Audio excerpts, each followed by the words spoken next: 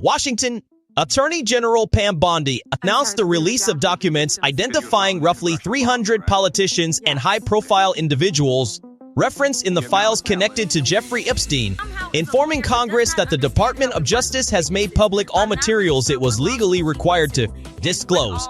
Bondi, alongside Deputy Attorney General Todd Blanche, clarified that certain privileged or legally protected information remains withheld.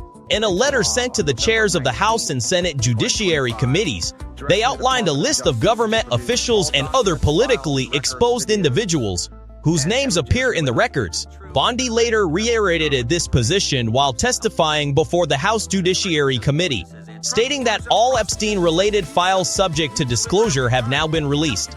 According to the letter, the Department of Justice released all records, documents, communications, and investigative materials in its possession that relate to 9 specific disclosure categories identified under the law. The list includes a wide range of well-known figures from politics, business, and entertainment, including former presidents, major tech executives, prominent entertainers, and other public figures. The DOJ emphasized that the appearance of a name in the files does not suggest criminal conduct or even direct interaction with Epstein. Bondi and Blanche further explained that while some individuals had extensive email correspondence with Epstein or his associate Ghislaine Maxwell, others were mentioned only incidentally, such as being referenced in unrelated documents or media reports included within the broader file set. The disclosures were made in response to a December 19 deadline established under the Epstein Files Transparency Act, which required the Department of Justice to release all qualifying records related to the late financier. The released materials include information on organizations allegedly tied to Epstein's financial and trafficking activities, as well as internal DOJ communications among federal investigators who examined Epstein and his network.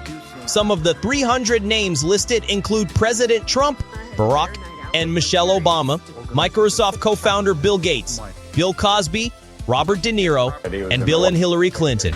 Also included are Prince Harry, Woody Allen, Kamala Harris, Mark Zuckerberg, Bruce Springsteen, Elon Musk, Pope John Paul II, Nancy Pelosi, House Minority Leader, Hakeem Jeffries, DNY, Bono, Beyonce, and more. This is according to Jeffrey Epstein files.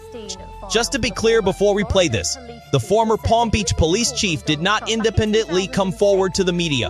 What you are about to see is a report by BBC News, summarizing how investigators say the former police chief recounted a past conversation he allegedly had with Donald Trump back in 2006 regarding Jeffrey Epstein. This is secondhand reporting, not sworn testimony and not a direct on-camera interview initiated by him, and that distinction matters. Here is how BBC News reported it. The Jeffrey Epstein files. Well, a former Florida police chief has said that he received a call from Donald Trump back in 2006 in which Mr. Trump told him everyone knew about the convicted sex offender. The account's contained in an FBI document seen in the latest batch of the Epstein files. The officer's name is redacted, but Michael Reiter has told the Miami Herald that he was the person who received that call from Mr. Trump.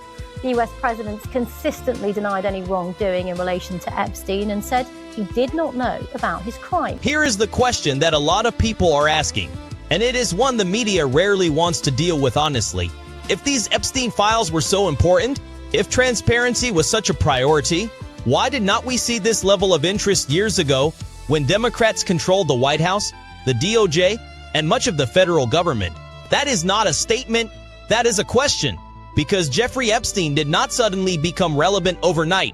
The allegations were not new, the concerns were not new, and the documents did not magically appear out of nowhere.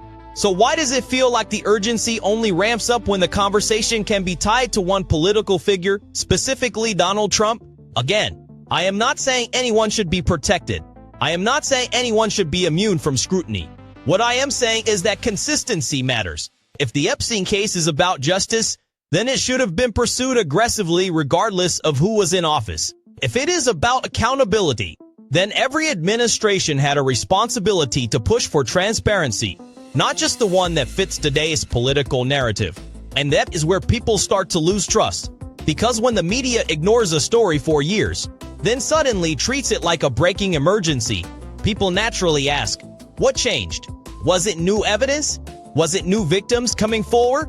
Or was it simply that the political timing became convenient? That does not mean the story should not be covered now. But it does mean viewers are right to question why it was not treated with the same intensity before.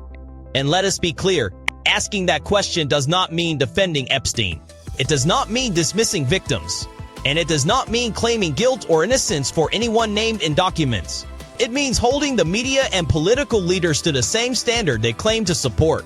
Because if transparency only shows up when it is politically useful, then it stops being transparency, it becomes a tool. So the real issue here is not just who is named in files. It is when those files suddenly become headline news, and who benefits from the timing. That is why people are skeptical. That is why trust is low. Mr. President, can you tell us why your administration didn't release the Epstein files? Can you tell us? 4 years, but you guys didn't do it. What's your take on it?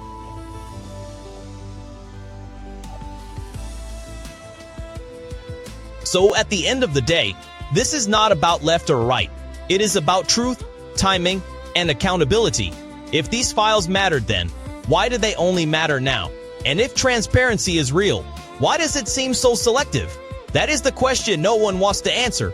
If you believe every name deserves the same standard, drop your thoughts in the comments. I want to hear where you stand. Hit like if you support transparency without political filters. And subscribe if you want unfiltered reactions to the stories the media moves past too quickly. Because silence protects power, and questions make people uncomfortable.